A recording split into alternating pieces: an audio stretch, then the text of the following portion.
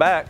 In their last 2 games, the Trojan baseball team has scored 13 runs and 12 runs, with the 12th run earning the Trojans a walk-off victory over the Crimson Tide Tuesday night. Now the Trojans turn their focus back to conference play, where they will host a home series against Georgia Southern.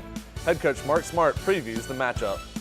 Well, looking forward to being at home, certainly, and it's a series we need to win because we're at home. Georgia Southern's a really good ball club.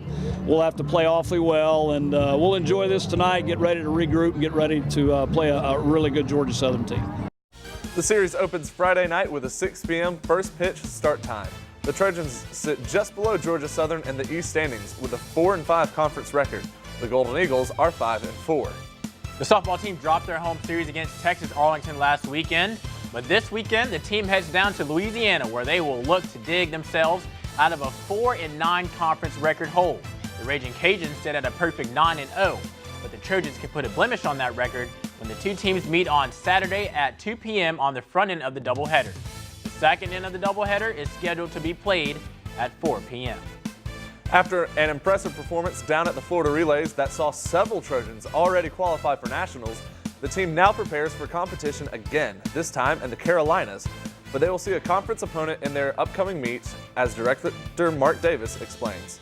This week we're going to East Carolina, scored meet. It's us versus East Carolina, NC State, the Citadel, and some Coastal Carolina who's in our league. So we have some high quality competition, which we're looking forward to. We want to be able to go out there and have a good showing there, especially when Coastal's there. Competition at the Bill Carson Invitational opens up on Friday, with competition continuing through the weekend. Fans can keep up with the latest stats by following the track and field team on Twitter at Troy Trojans TFXC. The men's golf team, after wrapping up play at the Mason Rudolph Championships, will now start their focus on the Sun Belt Conference Championship. The Trojans are the reigning Sun Belt Conference champs, and they will be back in Miramar Beach, Florida for competition again this year. The tournament opens play on April 23rd. The women's tennis team split their opening Sunbelt Conference series with Georgia State and Coastal Carolina. The team now turns its sights on another Sunbelt Conference matchup as the team travels to Mobile this weekend.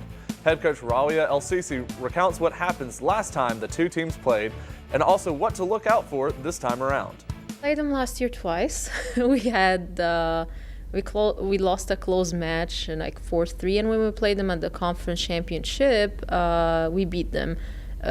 We stopped at 4-1. So the girls actually is like, hey, we cannot lose. We're gonna get this win this time. They also played the past weekend Georgia State, but they lost 4-0. So we have better results against the teams that we played, have common teams. But again, anything can happen in tennis.